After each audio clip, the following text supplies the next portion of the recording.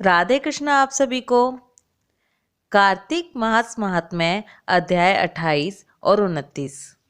इतनी कथा सुनकर सभी ऋषि कहने लगे कि हे सूत जी, भगवान के चरणों से उत्पन्न हुई गंगा जी की महिमा कहिए। तब सूत जी ने कहा, हे ऋषियों, जो कुछ नारद जी ने राजा पृथु से कहा वही मैं तुमको सुनाता हूँ। सब देवताओं को उत्पन्न करने वाले कश्यप जी की दो पत्नियां थीं। एक अदिति जिसके पुत्र देवता कहलाए तथा दूसरी दीति जिसके पुत्र दैत्य हुए। देवता तथा दैत्यों का नित्य ही कलह रहा करता था। उस समय विरोचन का पुत्र अर्थात प्रहलाद का पौत्र राजा बलि दैत्यों का राजा था। उसकी सेना अत्यंत विशाल थी। उसने समस्त पृथ्वी को जीतकर स्वर्ग का राज्य प्राप्त करने के लिए देवताओं पर चढ़ाई कर दी। इंद्र के राज्य को चारों ओर से घेर लिया।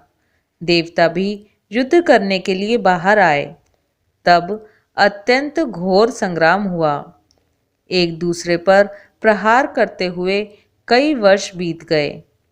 इसके पश्चात दैत्यों को बल बढ़ते हुए देखकर देवता मैदान छोड़कर भागने लगे। तत्पश्चात दैत्यों ने सारे स्वर्ग पर अपना अधिकार जमा लिया।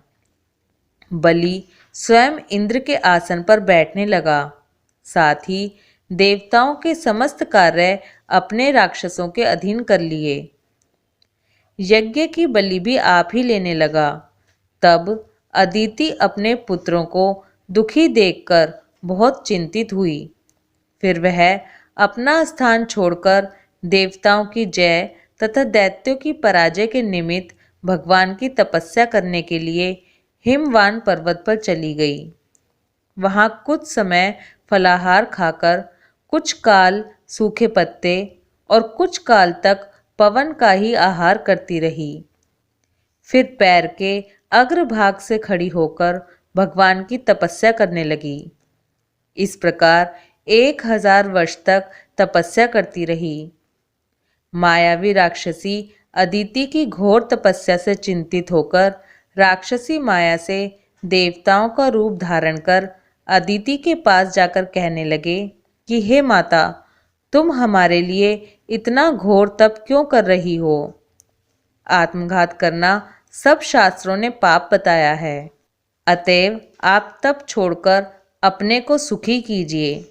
परंतु यह सुनकर भी अदिति समाधि से चलायमान नहीं हुई। तब उन्होंने अदिति को मार डालने का निश्चय किया।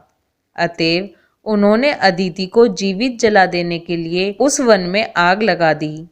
परंतु उस अग्नि में दैत्य स्वयं जल गए। अदिति को किसी प्रकार की हानि नहीं पहुंची और ना उन्हें इसका कुछ पता चला, क्योंकि भगवान ने अपने चक्र सुदर्शन से अदिति की रक्षा की। सब ऋषि पूछने लगे कि हे सूत जी, बड़े आश्चर्य की बात है कि अदिति अग्नि में नहीं जली। तब सूत जी ने कहा, इसमें आश्चर्य की कोई बात नहीं। जिस भगवान के स्मरण मात्र से सब संकट दूर हो जाते हैं, उनका ध्यान करने वाले भक्त को कोई कष्ट नहीं दे सकता है। जब अग्नि शांत हो गई, तब सुदर्शन चक्र धारण करने वाले भगवान विष्णु स्वयं अदिति के सामने प्रकट हो गए और कहने लगे कि हे देव माता, तुम्हारे इस कठिन तप से हम अत्यंत प्रसन्न हैं, इसलिए वरदान मांगो, तुम्हारा कल्याण होगा। तब अदिति ने हाथ जोड़कर भगवान विष्णु की स्तुति की। हे भगवान, आप मेरे पुत्रों की रक्षा कीजिए। हे भगवान, आप अंतर्यामी हैं, सभी कुछ जानते हैं, अतएव मेरे पुत्रों को राज्य दीजिए। अदिति के ऐसे प्रेम भरे वचनों को सुनकर भगवान कहने लगे कि हे देव माता, हम ही तुम्हारे यहाँ जन्म लेकर तुम्हारे पुत्रों की रक्षा करेंगे। कुछ समय बाद अदिति ने शंख, चक्र, गदा, पद्म तथा कमंडल धारण किए हुए हजारों सूर्य के समान तेज वाले कमल नयन पीतांबरधारी मुनियों द्वारा स्तुति किए गए दैत्यों के नाशकर्ता भक्तों के प्रिय वामन भगवान के रूप में देखा। तब कश्यप आदि ऋषि भगवान की स्तुति करने लगे।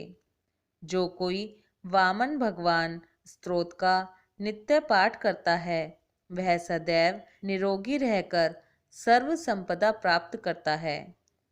तब वामन भगवान बोले, हे पिताजी, हम प्रसन्न हैं, आपका कल्याण हो, आपके समस्त मनोरथ पूर्ण हो। हमने 2 बार आपके घर जन्म लिया है और आगे भी आते रहेंगे। इतना कहकर भगवान ने बाल रूप धारण कर लिया। उधर राजा बलि ने शुक्राचार्य को अपना आचार्य बनाकर बड़ा भारी यज्ञ आरंभ किया, जिसमें लक्ष्मी जी सहित भगवान विष्णु का आवाहन किया। उसी समय भगवान विष्णु ब्रह्मचारी के रूप में वहां पर आ गए। भगवान के इस रूप को देखकर ऋषि लोग ज्ञान दृष्टि से उनको पहचान गए। उन्हें देख श्री शुक्राचार्य ने राजा बलि को एकांत में बुलाकर समझाया।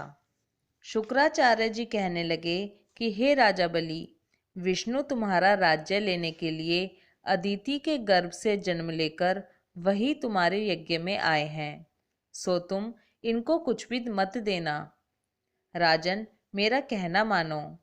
नीति शास्त्र का कहना है कि अपनी बुद्धि से गुरु की बुद्धि अधिक लाभदायक होती है। तब बलि कहने लगा कि गुरुजी, आप मुझे अधर्म की शिक्षा क्यों देते हैं?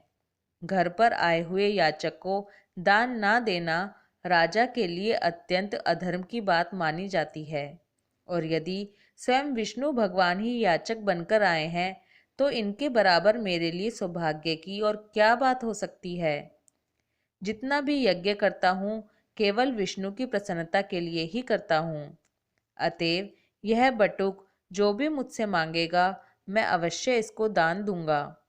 इतने में ही वामन भगवान राजा बलि के यज्ञ मंडप में आ गए। तब बलि ने उनको यथोचित आदर सत्कार किया, फिर हाथ जोड़कर खड़ा हो गया और कहने लगा, हे नाथ, मैं कृतार्थ हो गया जो आज आपने यहाँ आकर दर्शन दिए। अब आज्ञा कीजिए, मैं और आपकी क्या सेवा करूं? मैं तो आपका सेवक हूँ। भगवान कहने लगे, हे राजन, हमको तप करने के लिए 3 पग पृथ्वी चाहिए।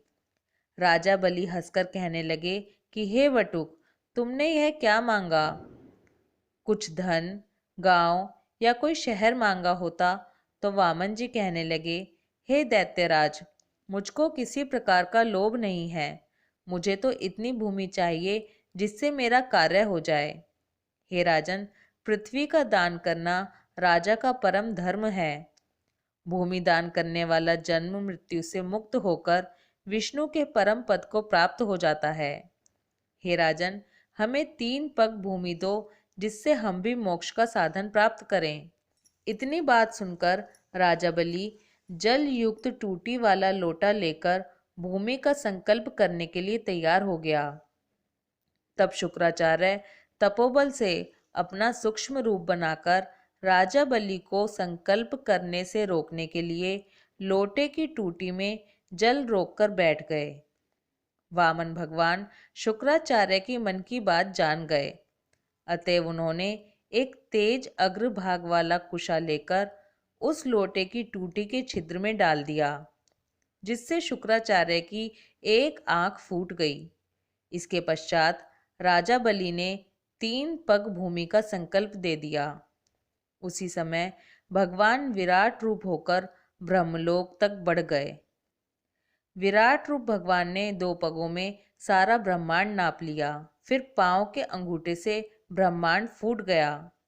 उस फूटे हुए मार्ग से पानी के बहुत से स्तोत्र बहने लगे। भगवान विष्णु का पैर उस जल से धोया गया। वह निर्मल लोक पावन जलधारा का रूप हुआ। वही जल ब्रह्मादिक देवताओं को पवित्र करता हुआ सप्त ऋषियों से सेवित सुमेरु पर्वत के ऊपर पड़ा तथा गंगा के नाम से विख्यात हुआ। इस दृश्य को देखकर ब्रह्मादिक सब देवता और ऋषि मुनि स्तुति करने लगे कि हे सबके स्वामी अनंत मूर्ति, आपको नमस्कार है। इस प्रकार की स्तुति सुनकर भगवान ने सब देवताओं को उनका अपना अपना स्थान दे दिया और बलि को रस ताल में भेजते हुए उसको वरदान दिया कि अग्नि में बिना मंत्र के जो हवन किया जाता है तथा अपवित्रता से कुपात्रक जो दान दिया जाता है या हवन किया जाता है वह सब बलि को प्राप्त होगा। इस प्रकार भगवान ने देवताओं को सुंदर स्वर्ग तथा बलि व अन्य दैत्यों को रसातल दिया। इतना सब कुछ करके विराट रूप भगवान वामन रूप हो गए। तब देवताओं तथा ऋषियों ने भगवान की स्तुति की। तदंतर वामन जी तप करने चले गए। इस प्रकार ऐसी पावन गंगा की उत्पत्ति भगवान के चरणों से हुई, जिसके स्नान एवं स्मरण मात्र से जन्म जन्मांतर के पाप नाश हो जाते हैं। कार्तिक मास महात्म्य अध्याय 28 और 29 समाप्त। ओम नमो भगवते वासुदेवाय नमः। राधे कृष्णा।